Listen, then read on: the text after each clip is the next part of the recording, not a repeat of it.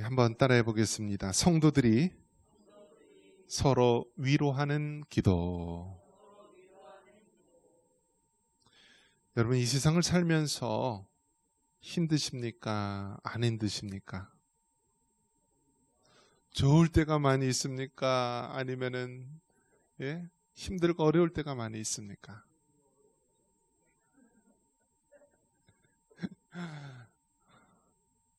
저도 이제 50대 중반이 되니까요. 인생을 한번 이렇게 돌아보는 시간이 된 것 같습니다. 또 사이도 봤잖아요. 그죠? 우리 목사님, 우리 성도님들 기도할 때마다 항상 빼놓는 것이 빼놓지 않고 하는 것이 우리 젊은 목사님, 우리 젊은 목사님, 젊은 목사님 하는데 이 젊은 목사가 사이 봤어요. 세월이 그렇게 흘렀는데요. 저도 이렇게 지나온 인생을 되돌아보면은요, 이 파란만장한 삶, 이게 좀 어울릴지 모르겠지만 그래요. 제가 생긴 게 좀 곱상하죠. 고생 하나도 안 해본 것 같고 기공자 스타일로 항상 평생 어려움 없이 산 것 같지만요. 그렇지 않아요. 아마 목사님들 중에서, 그러니까 메이저 신학교를 얘기하는 거예요. 목사님 중에서 저만큼 감옥 생활 오래 한 사람 없을 거예요. 또 우리 사회는 또 처음 듣는 얘기를 해서 우리 장인어른이 웬 감옥 얘기를 하나 하는데, 제 나이 이제 만 23세 될 때 설날 아침 이제 큰아버지 부모님 댁에 이제 설날 아침에 가다가 제가 운전을 하고 또 저수석에는 아버지, 또 뒷좌석에는 어머니 모시고 이제 아침 8시경 이제 강북강변도로 가다가 그 당시 이제 1월 23일이었는데 이제 미끄러워서 차가 이제 중앙선을 넘어버렸어요. 그러니까 마주 오던 차하고 막 뒤엉켜서 한 오중 충돌, 그러니까 큰 폐차할 정도 차만 오중 충돌이었으니까 훨씬 더 많은 차들이 뭐 이렇게 충돌을 일으켰는데 결국 그 사고로 인하여서 저희 아버지 어머니 다 돌아가시고 저는 또 이 원인 제공, 그 당시에 이제 중앙선을 침범하면 교통사고 특례법에 의해서 원인 제공에 의해서 저는 이제 구속 수감이 된 거죠. 그렇게 해서 1월 23일에 사고가 나서요. 또 마침 뭐 여러 가지 이유가 있지만 그 차가 이제 퍼니투 낡은 차라서 이제 책임보험만 들고 종합보험은 나중에 새 차를 구입하면 들겠다는 그런 안이한 생각이 있었던 것 같아요. 그래서 결국 민사상, 행정상, 형사상 모든 책임을 지고 제가 이제 수감이 됐어요. 피해는 제일 내가 많이 당했는데 어찌할 방법이 없더라고요. 근데 뭐 저는 사실 가장 귀한 부모님을 잃었기 때문에 뭐 더 이상 뭐 다른 해결책을 강구할 수 있는 그런 의지나 모든 것들이 많이 꺾였죠.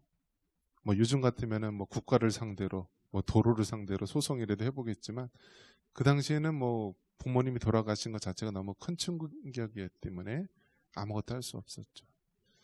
그래서 1월 23일에 사고가 나서 이제 결국은 이제 1월 30일 수감이 이제 돼서 구치소 생활을 한 거죠.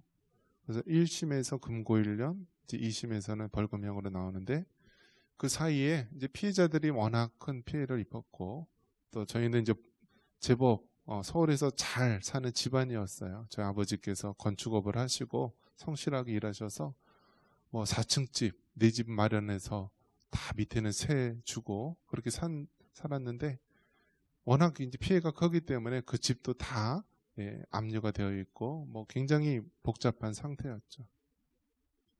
무엇을 얘기하려고 그러냐면 제가 이렇게 고생 안 한 것 같지만은요. 그 만 23살 때 구치소 생활을 했어요. 얼마나 있을 것 같아요? 우리 상가집사님.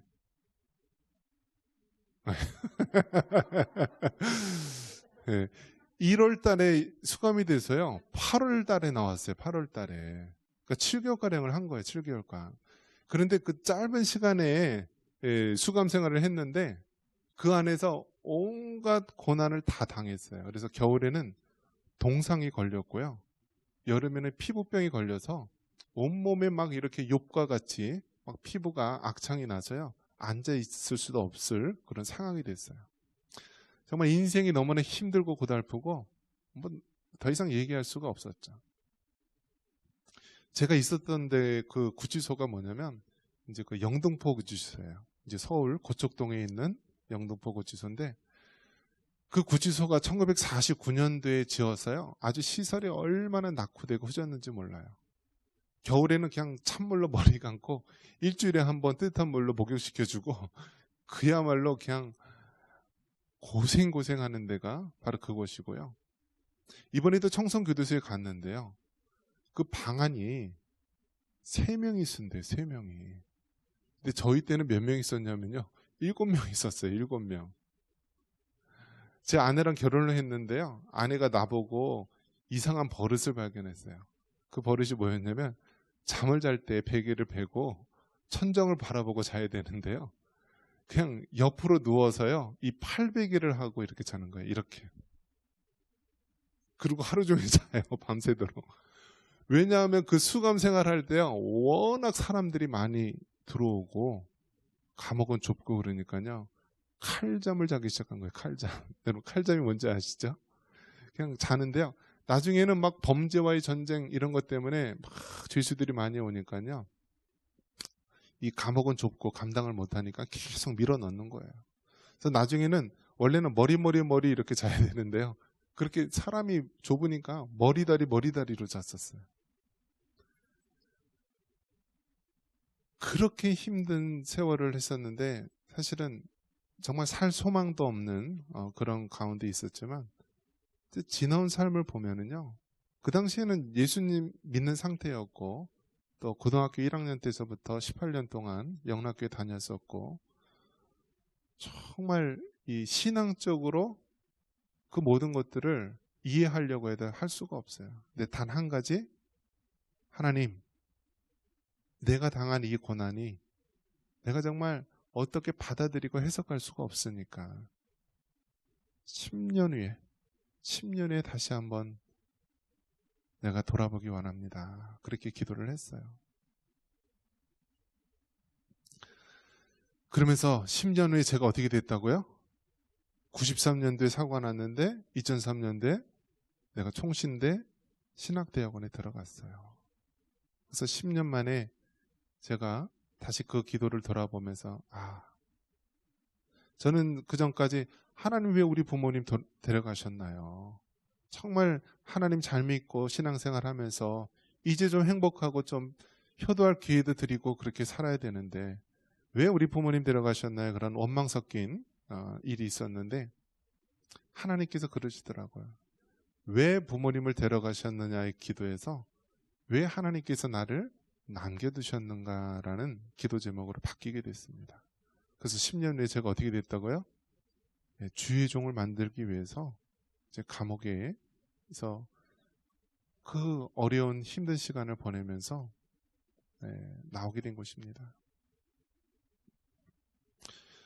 그러면서 얼마나 그 영등포 구치소가요 일제시대 때서부터 지어진 거고 뭐 얼마나 낙후되어 있는지 모르고 수갑을 차고 밥을 먹기도 하고 또 법원 재판으로 뭐 1심 재판 한번 가면은요 호송차에 실려서 수갑, 포승, 연승 그렇게 해가지고 굴비처럼 엮어서 그 2사람 앉는 자리에 3명씩 앉혀가지고 그렇게 막 재판받으러 호송차에 실려가고 수갑 차서 원래 수갑을 풀어주고 뭐 식사를 하도록 해야 되죠. 그런데 그 당시에 그것도 없었어요. 수갑을 차고 그냥 개처럼 그냥 무릎 꿇고 그렇게 밥을 먹어야 했던 기억도 있고 한여름에 그 찬물로 목욕을 하는데요. 제가 구치소 생활 끝나서요. 그 겨울 때 찬물로 목욕했어요. 겨우 내내. 왜냐면 구치소에서 그게 숙달이 돼가지고요. 한겨울 그 영하에서도 찬물로 샤워할 수 있겠더라고요. 그러면서 들은 생각이 무엇이냐면 만약에 내가 그 당시에 구속 수감이 되지 않고 정말 7개월가량을 수감되지 않았다라면 어떻게 됐을까? 저는 아마 여러분 곁에 없었을 거예요. 왜냐?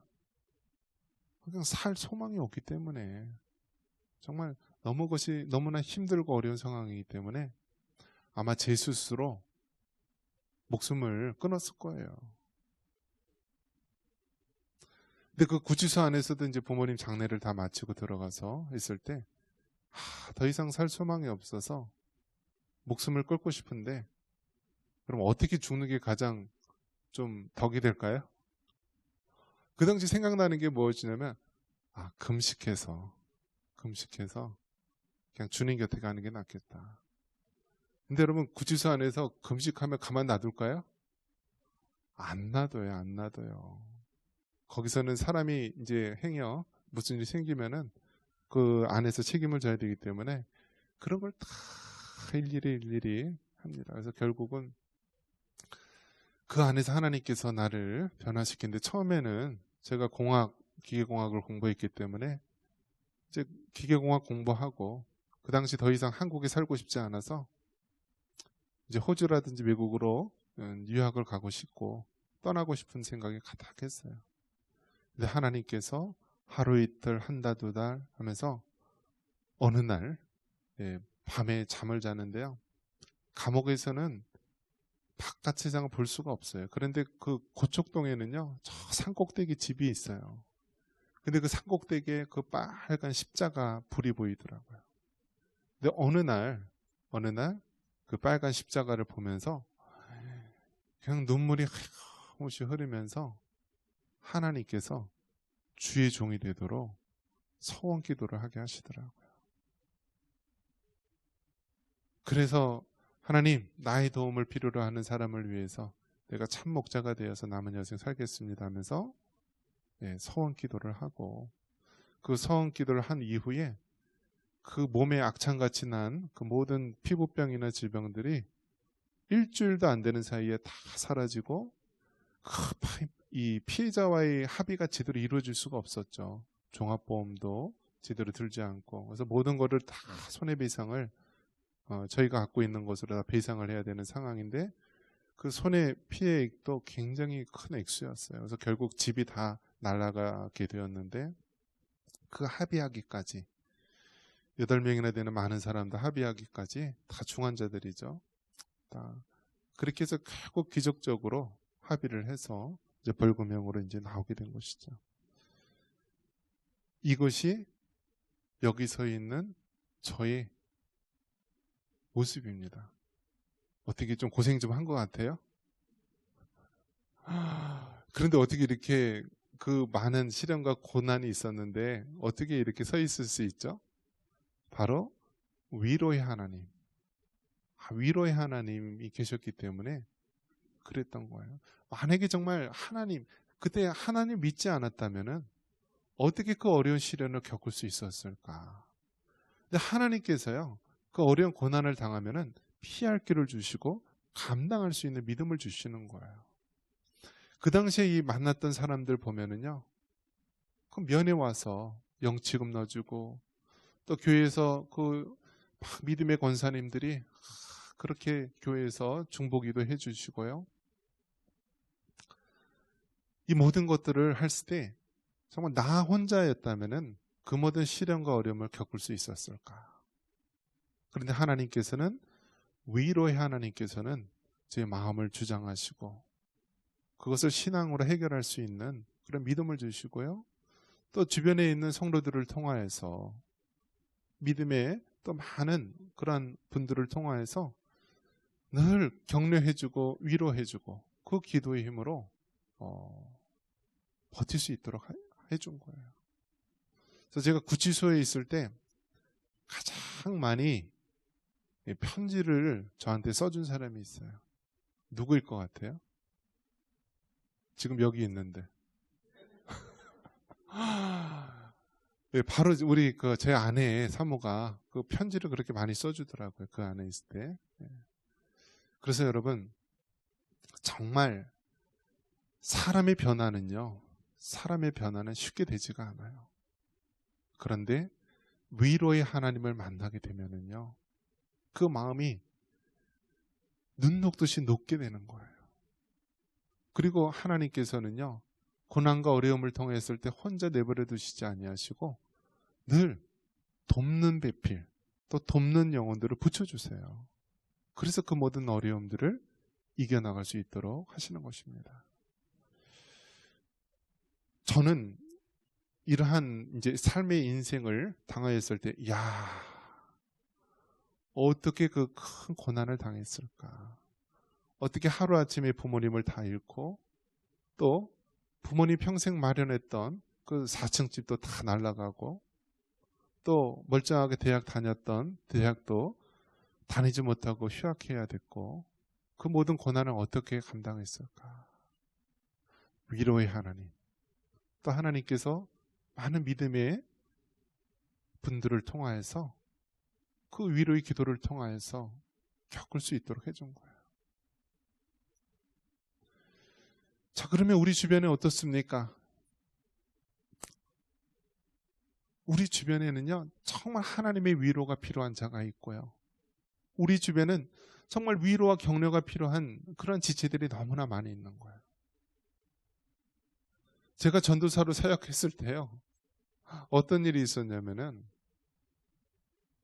그 고등학교 다녔던 애가요, 자살을 했어요. 자살을. 얼마나 그 충격이 컸는지 몰라요, 여러분. 여러분, 그 자살한 아이를 이제 화장하고 장례하고 그런 걸 다 이렇게 저희 담임 목사님 모시고 이렇게 했었는데요, 여러분, 나이 드신 7, 80대가 죽어서 화장하는 거하고요, 이 젊은 10대 팔팔한 아이가 죽어서 이 화장하는 거하고 어떤 차이가 있을 것 같아요? 나이 드신 분들은 화장하면은요, 그냥 뼈고 뭐고 다 없어요. 다 거의 그냥 흐지부지 없어졌는데요, 젊은 애들을 화장하니까요, 뼈가 짱짱하게 있어요. 뼈가. 그렇게 새파랗게 젊은 애가 죽었는데 그 죽음의 문제가 큰 문제가 아니에요. 큰 문제가 아니에요. 예전에는 이제 대입 수능고사를 보면은요, 전국에서 난리가 나죠. 아파트 옥상 잠그느라고. 애들이 뛰어내린다고요. 근데 공부 잘하고 뛰어난 애들이 정말 민감해가지고 그렇게 자살하거나 죽는 게 아니라요, 좀 미련만하게 뭐하지만 공부도 별로 잘하지 못하는 애들이요, 그냥 별것도 아닌 것에 의해서 실망하고 그렇게 쉽게 결단을 내려요. 쉽게 결단을 내려요. 예전엔 죽으려고 그러면 얼마나 힘들어요. 여기저기 사람이 있고 죽을 수도 없고, 수면제를 사다 먹으려고 그러면은 그렇게 막 함부로 많이 주지도 않고, 농약을 먹고 죽으려고 그러니까 요즘에 농약도 마셔도 안 죽게 만들어놨어요. 다 그 농약을, 성분을 그냥 마셔도 안 죽게 만들어놨어요. 자, 그런데 요즘에는 어떻게 되죠? 인터넷이 발달하다 보니까요, 죽는 방법을 그렇게 자세히 설명을 해놨어요. 그래서 요즘 번개탄이 무슨 용도예요? 요즘에 번개탄이 연탄불 피는 용도가 아니라 사람들 그 마지막 길 가는 용도로 사용하고 있어요. 이젠 또 어떻죠? 서로 인터넷 동호회 카페가 서로 죽여주는 카페가 있어요. 자살하는데 도와주는 카페가 있어요. 그래서 여러분, 요즘엔 너무나 쉽게 죽는 사람이 많고요, 너무나 쉽게 상심한 사람이 많습니다. 과거에는 우리 할아버지 할머니 때는 전쟁으로 인해서 막 그 먹고 살기 힘든 때 악착같이 살려고 그렇게 했지만, 요즘 아이들은 떨어지는 낙엽만 바라봐도요, 그냥 그렇게 위험한 생각을 하고 안타까운 비극을 맞는 경우가 있습니다. 그렇기 때문에 여러분, 우리가 더욱 필요한 것이 무엇이죠? 지금 우리 주변에 있는 사람들에게 필요한 것은요, 위로의 하나님, 또 우리 믿는 성도들을 통하여서 위로와 격려의 기도가 필요하다라는 거예요. 우리 교회 아이들만 보세요. 교회 아이들. 정상적인 가족이 얼마나 됩니까? 아이들이 이혼을 해가지고요, 할아버지 할머니 손에서 자랍니다. 그러한 가족을 뭐라 부르냐면 조손 가족이라고 합니다. 할아버지 할머니 손에 밑에 자란 아이들. 그런 애들이 자라면서 어떻습니까? 부모의 사랑을 받지 못하고 그러면서 얼마나 미끄러지고 또 탈선할 수 있는 가능성이 높습니까? 멀쩡하게 이곳 연천에서는 잘 생활을 하다가요, 고등학교만 졸업하고 또 취업하면 어디로 가죠? 다 도심으로 떠납니다. 그러다 보니까 그런 아이들이 더 많은 죄의 미혹과 더 많은 죄의 유혹에 접할 수 있는 그런 환경이 되는 거예요. 그들에게 필요한 것이 뭐예요? 위로의 하나님. 또 성도들의 기도가 필요한 것입니다. 여러분, 정말 우리가 우리나라 국민이 3만 불 시대가 되었고 선진국이 되었고 우리나라가 정말 탑10 안에 드는 나라가 되었고 잘 산다고 하지만 오히려 그 영혼은 더 피폐하고 더 살기 어려운 시대가 되었습니다. 그 죽어가는 영혼들, 정말 삶의 비전이 없이 소망이 없는 그런 영혼들에게 필요한 것은 바로 위로의 하나님이십니다. 우리 하나님을 만나지 않고 우리 예수님을 만나지 않고 우리 성령님의 도우심이 없으면은요, 이 세상을 살아갈 수 있는 이유와 목적을 발견할 수가 없는 것입니다. 우리 주변에 그 홀로 된 노인들이요, 이제는 이제 거동조차 할 수가 없고 살아갈 힘이 없으니까요, 극단적인 선택만 하는 거예요. 특히 남자들이요, 이제 나이가 70대 되고 막 이렇게 되면은요, 육신의 질병으로 거동하지 못하니까 살 소망이 없다라는 거예요. 그래서 정말 극단적인 선택을 하는 경우가 많다라고 합니다. 그들에게 필요한 것이 무엇입니까? 바로 그 위로의 하나님을 전해주고요, 그 영혼이 구원받을 수 있도록 우리가 기도하고 격려하는 것입니다. 이것이 여러분, 우리 교회가 해야 될 사명이에요.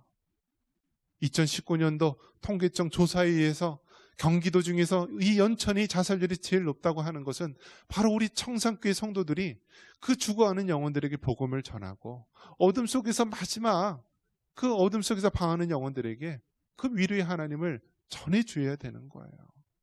살 소망이 없는 그 자들에게 내가 정말 형제님을 위해서, 내가 여러분을 위해서 기도하겠습니다라고 우리가 다가가야 되는 것입니다. 때를 얻든지 못 얻든지 여러분, 우리 만나는 사람에게 위로의 하나님 전해주고요, 그 만나는 사람에게 기도해 줄 수 있기를 바랍니다. 이제 다가오는 목요일에도 우리가 빵전도를 하려고 해요. 여러분, 우리가 할 수 있는 범위 내에서 최선을 다하자고요. 그날 8시에 다 모여서요, 시간 되시는 분들 오셔서요, 같이 빵 만들고 그렇게 정성스럽게 만든 빵 가지고 이웃이나 주변이나 그런 사람들 같이 찾아가자고요. 그러면서 그 이웃에게 따스한 빵을 전해주면서 그 위로의 하나님, 그 사랑을 전하고, 내가 당신을 위해서 기도하고 있으니까 낙심하지 말고 절망하지 말라고 위로의 말을 건넬 수 있기를 바랍니다. 이것이 마지막 때 우리에게 주어진 하나님의 명령인 줄 믿습니다. 이런 은혜가 있기를 주님의 이름으로 축원합니다.